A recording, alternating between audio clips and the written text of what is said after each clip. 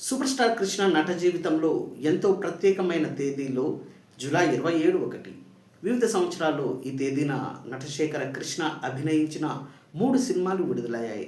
ఈ చిత్రాలకు సంబంధించిన సంక్షిప్త సమాచారం ఈ వీడియో ద్వారా తెలుసుకుందాం. ఫస్ట్ ఫిల్మ్ మరపురాని కథ. 1967 జూలై 27న రిలీజ్ అయిన ఈ మూవీ 1964 నాటి తమిళ సినిమా కై కొడుత్త దైవం ఆధారంగా తెరకెక్కింది.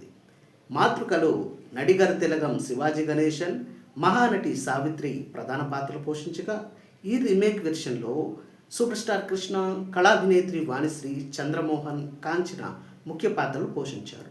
వి రామచంద్రరావు దర్శకత్వం వహించిన ఈ మరపురాని కథకి టి చలపతిరావు స్వరాలు సమకూర్చారు.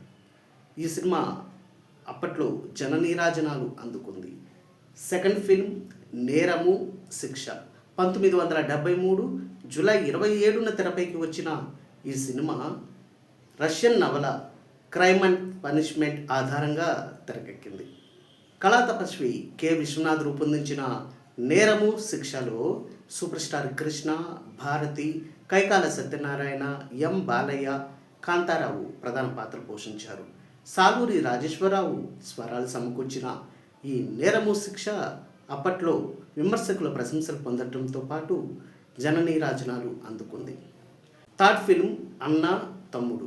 1990 జూలై 27న రిలీజ్ అయిన ఈ మూవీకి సూపర్ స్టార్ కృష్ణ దర్శకత్వం వహించారు. ఇందులో సూపర్ స్టార్ కృష్ణ, నేటి సూపర్ స్టార్ నాటి బాలనటుడు Mahesh Babu title roles play చేశారు. ఇందులో కృష్ణకి జోడీగా గౌతమి నటించగా, కేఆర్ విజయ ఓ ముఖ్య పాత్రలో ఆకట్టుకున్నారు.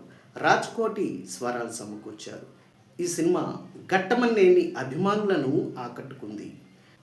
డియర్ సూపర్ స్టార్ ఫ్యాన్స్, వీటిలో మీరు ఎక్కువసార్లు చూసిన సినిమా ఏంటో కామెంట్ బాక్స్లో పోస్ట్ చేయండి.